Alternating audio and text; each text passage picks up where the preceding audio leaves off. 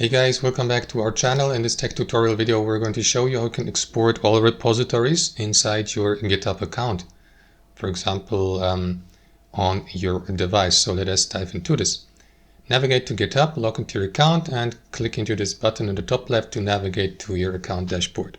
From there, what you want to do is click into your profile name in the top right and select settings. From your account settings, navigate to the account settings here on the left panel,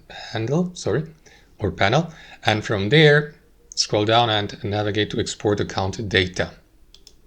Click into Start Export, and the export will then get started, and GitHub basically will start working on your exported request for your data, depending of course on the file size, and it may take a moment.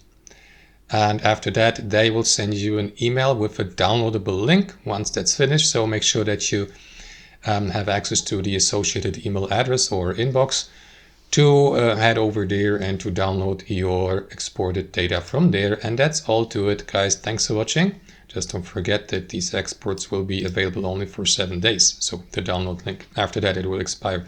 Thanks for watching. I hope you enjoyed it, got some value from it, and we'll see you next time on our channel.